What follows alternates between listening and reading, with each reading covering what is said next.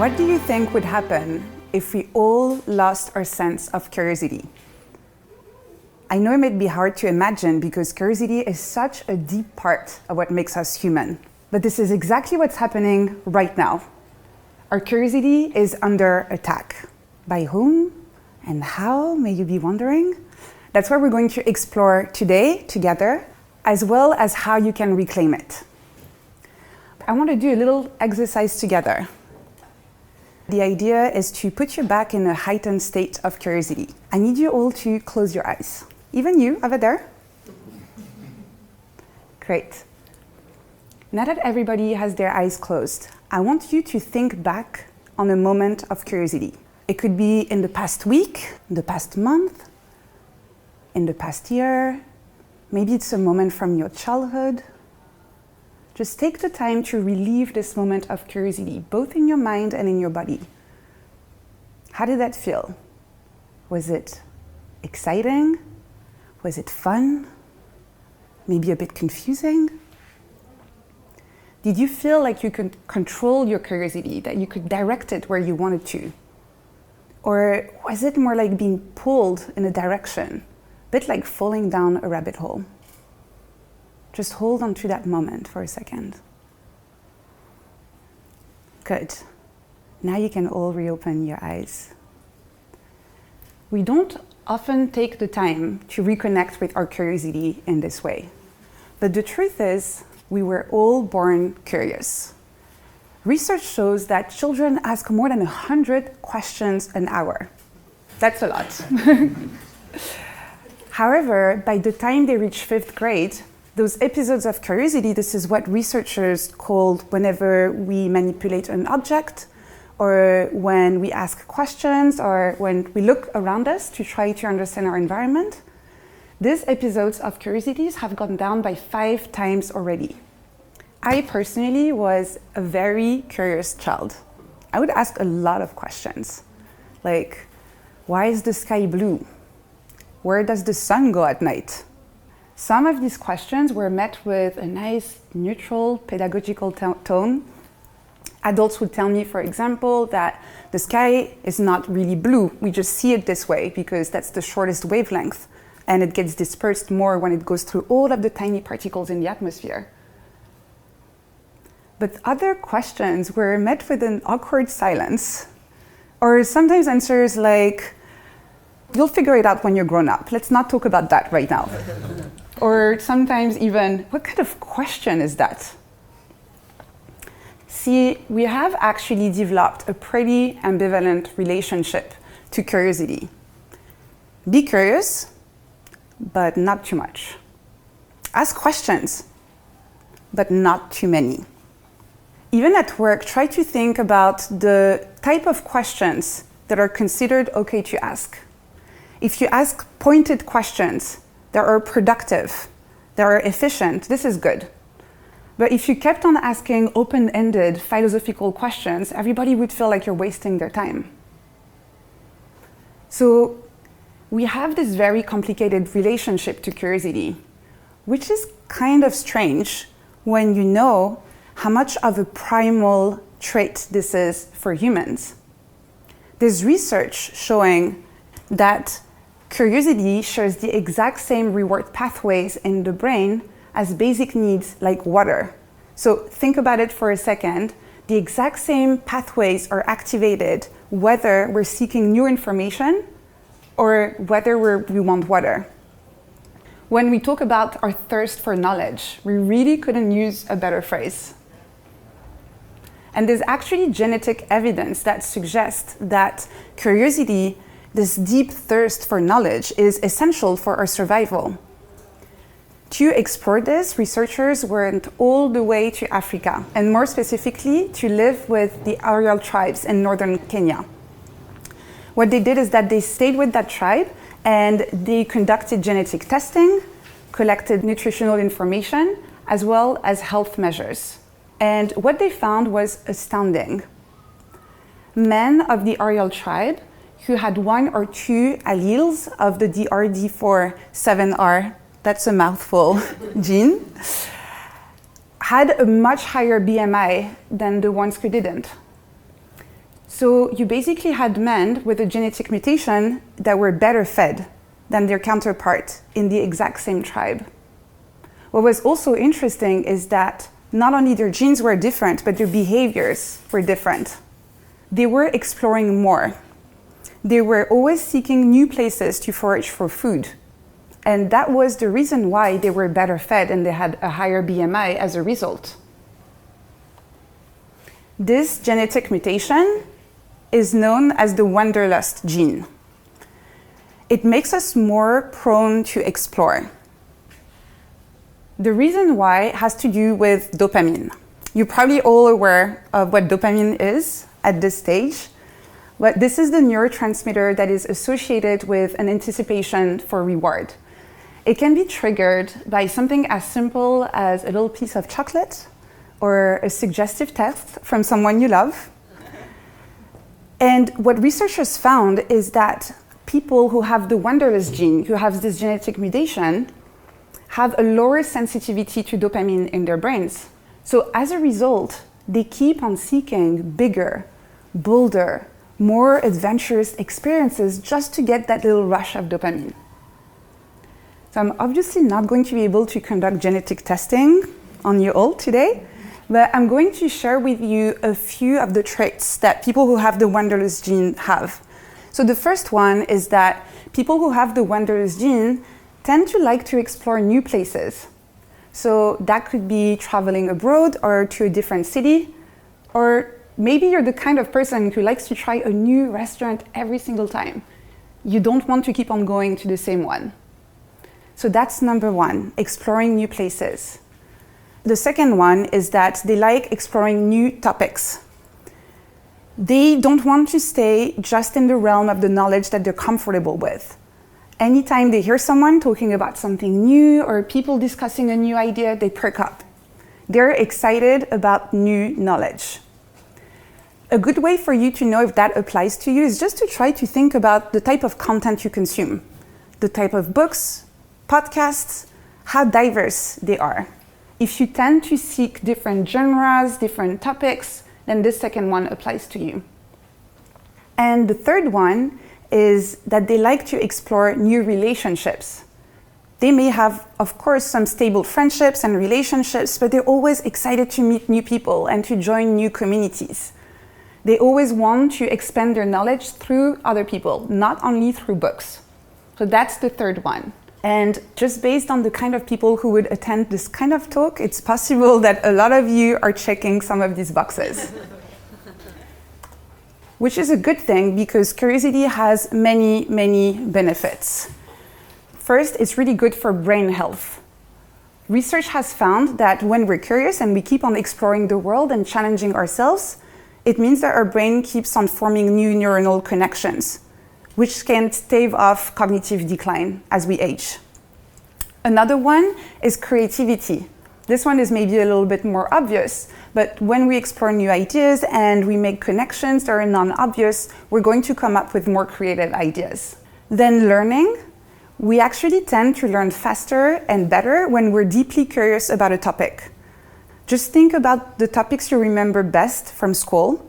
It's likely that you were actually curious about the topic. Another one is well-being. When we're curious, it means that we really have this sense of awe and wonder about the world.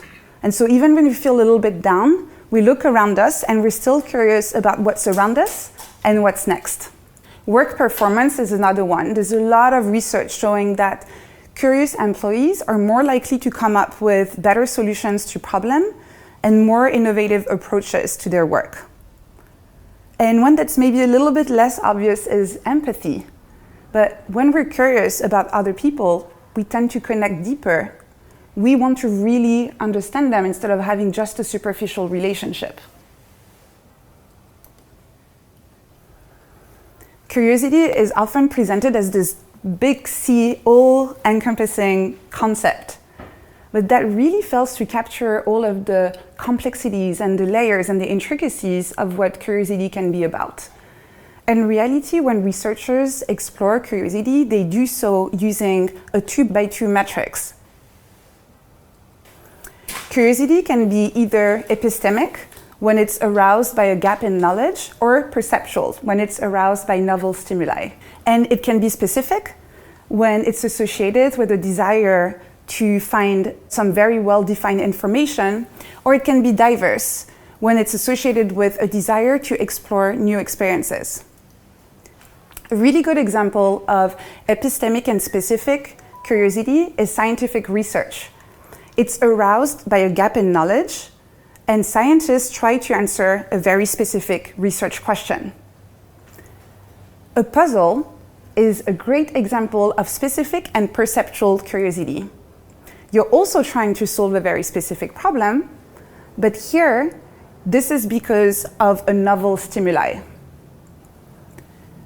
Social media, very good example of diverse and perceptual curiosity.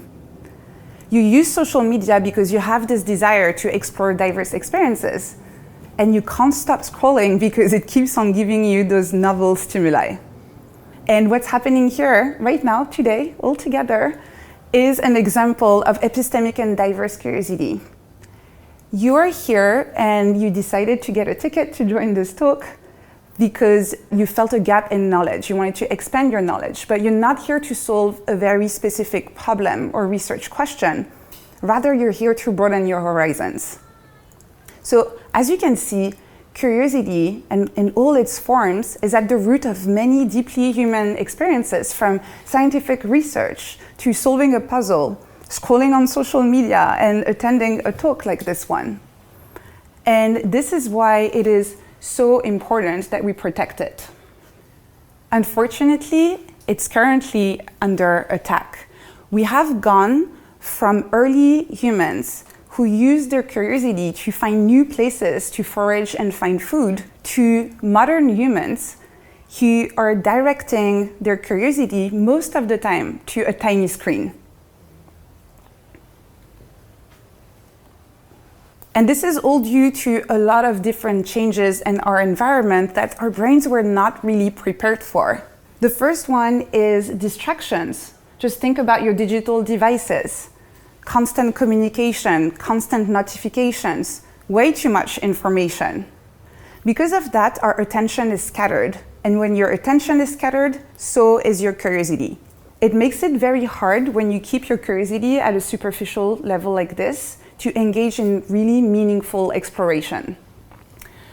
Another one is stress and overwhelm. This is going to be no news to anyone here, but our world today is very stressful. But to be curious, you need mental space. You need to feel like you have the freedom to really explore your interests without having to rush. And today, in our environment where we're chronically stressed, our brains are in survival mode. Work environments as well are not really conducive to curiosity. We all have those career ladders that we're supposed to follow. You get hired for a very specific job. And very often, you're actually paid based on the number of answers that you can provide, not the questions that you can ask. You're basically supposed to be an expert, not to be curious. And the last one is artificial intelligence. Amazing tools, we'll talk about it a little bit more later, but the problem is that a lot of people today are starting to delegate their curiosity to AI. And so instead of exploring themselves, what they do is that they ask very specific questions to AI, they get the answer, and then they move on. That's the complete opposite of curiosity. Social media, in its current form, is actually one of the biggest risks to human curiosity at the moment. Have you ever wondered why it's called a social feed? People are nodding. You see the metaphor here, but it is feeding you a constant stream of information. And you might remember from the beginning, our brains are wired to crave new information as much as they are to crave for water or for food. And social feeds are designed to exploit this tendency. They keep on feeding us new content, so we can't stop scrolling. And what happens is that this results in more of a mindless scrolling rather than meaningful exploration. So now I want to ask you another question. There's no need to close your eyes. You can keep on looking in this direction. The question is, when was the last time you actually directed your curiosity and were fully in control of how you used it? When was the last time that you had an episode of purposeful curiosity? Chances are that this was longer ago than the last time you had an episode of curiosity that was controlled by an algorithm. It's because today's environment is really not designed to give us the space for us to explore our curiosity. And the reality is that, as we've discussed, our curiosity is not really going anywhere. We're deeply curious. It's part of human nature. The question is not really about having or not having curiosity. It's more about who is holding the reins. And in today's age of AI, it's more important than ever that we protect and reclaim human curiosity. So AI is amazing when it comes to processing a lot of data and giving you quick and efficient answers. But it lacks the serendipitous kind of curiosity that allows us to make connections that are not necessarily obvious. I'm going to share with you 3 different ways in which human curiosity is different from AI curiosity. And I'm not necessarily saying that one is better than the other, but that we need both. And that it's very important that in the future we don't let AI curiosity replace human curiosity. So first, human curiosity is intuitive. What we do is that we leverage hunches and instincts to make serendipitous discoveries. If you think about the discovery of the penicillin, for example, Alexander Fleming just found this weird bacteria-killing mold in a petri dish. But that was not the result of a systematic search. AI curiosity, in contrast, is computative. It goes through a lot of data very efficiently to answer questions. So AI curiosity can be very helpful to sift through millions of medical records and look for correlations and health outcomes in a way where a human researcher might take hundreds of years to be able to do so. Human curiosity is also personal. We take into account our emotions, ethics, and personal experiences to make decisions. So, for example, when we consider climate change, we're not only going to take into account scientific data, we're also going to try to think about the impact on future generations. AI curiosity is supposedly impartial. We know that's not really the case because it's all based on the actual content of the data that it's trained on, but supposedly it should apply a data-driven analysis to reach an unbiased decision. If you ask the exact same question to an AI, how to solve the climate crisis, it may come up with a very efficient decision. Let's just get rid of all of these pesky humans who are destroying the planet. So that may be great for the planet Earth, but not so great for humanity. And finally, human curiosity is explorative. We value knowledge for its own sake, and we find joy in the process of creative exploration. An artist, for example, may play with colors and textures just for the joy of creative exploration. On the other hand, AI curiosity is exploitative, which is a neutral term. It sounds scary, but it's a neutral term. It focuses on finding specific, practical solutions to a well-defined problem. An example of how you could use AI is to try to improve the logistical processes in a factory, for example, trying to cut costs and make it more efficient. If you deploy an AI to do this, it will focus on the job. It's not going to go and explore and try to fix other things. Highly efficient, but less exploratory. So human curiosity is intuitive, it's personal, and it's explorative. This is what makes it so important for us to protect and to reclaim. This is what allows us to make serendipitous discoveries. This is what allows us to take our emotions and ethics into account when we're making decisions. And this is what allows us to value and seek knowledge for its own sake.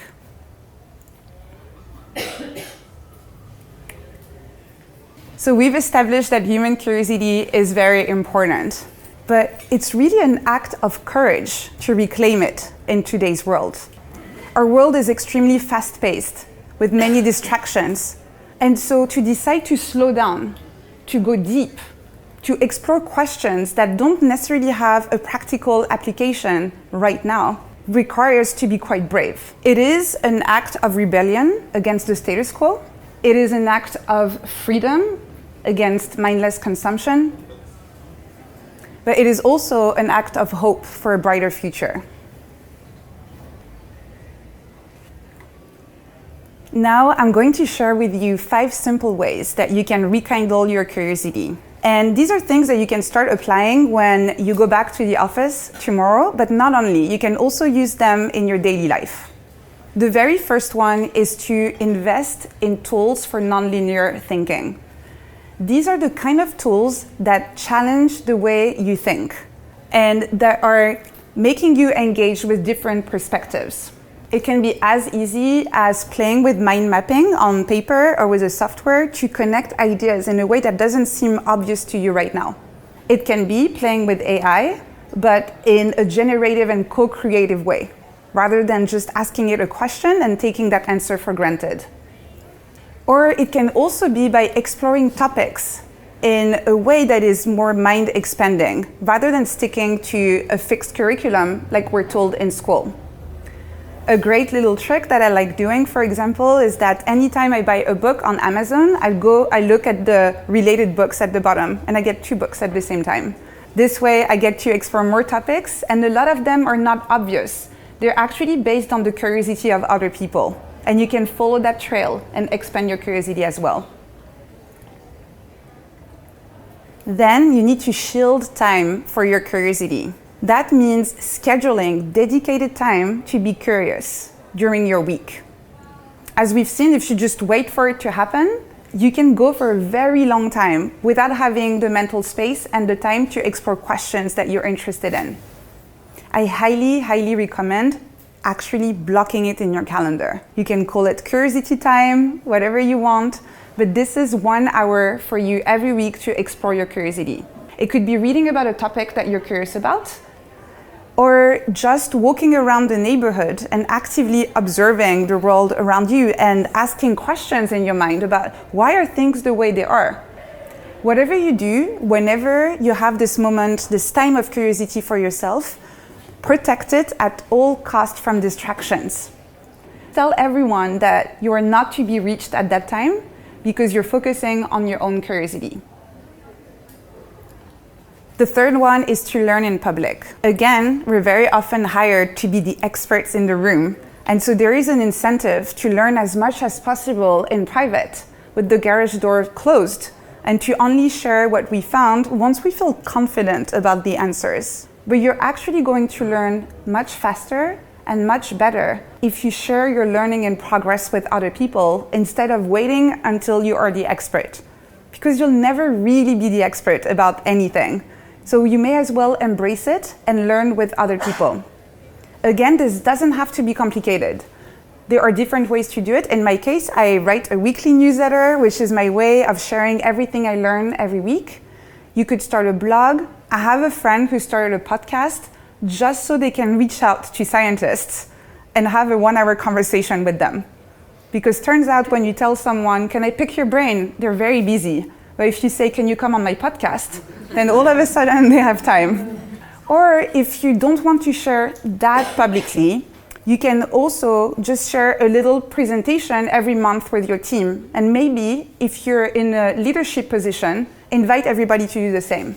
You could have a curiosity hour at work where every month everybody shares something they learned that month. Not something they're an expert on, something they're still in the process of learning. The great thing about learning in public is that not only it's going to help with your own curiosity, but it's also going to help you inspire curiosity in other people around you. Which brings me to my next point. Connect with curious minds. If possible, try to surround yourself with people who have the same drive for learning, for curiosity, for exploration. You have this phrase in English that you are the sum of the 5 people you spend the most time with, just try to think for a moment about who those 5 people are for you and how curious they are. And if not all of them are, that's fine, but just try to meet new people, bring more people into the mix, the kind of people that you can be curious about things together, explore, ask questions, and where it's okay to not have all of the answers. And finally, make sure to have space to explore your curiosity attractors. These are the ideas and the topics and the questions that you keep on coming back. They may not be relevant to what you're working on right now, but you just can't stop thinking about them. They're always in the back of your mind. We all have these projects where we feel like, at some point, I will have to work on this. I will have to answer that question. I will have to learn about this topic. You don't have to wait until this, at some point, magical moment comes in the future. You can actually get started now. And another thing that you can do with your curiosity attractors, which is really nice, and again, a bit meta, is asking yourself, why is it that you're curious about this topic? If you keep on falling into the exact same rabbit hole all the time on Wikipedia, maybe there's a reason. Maybe there's something here that you can explore with a bit more intentional curiosity. So now I want to leave you with one last question. What are you currently most curious about? And how can you make space to explore it further?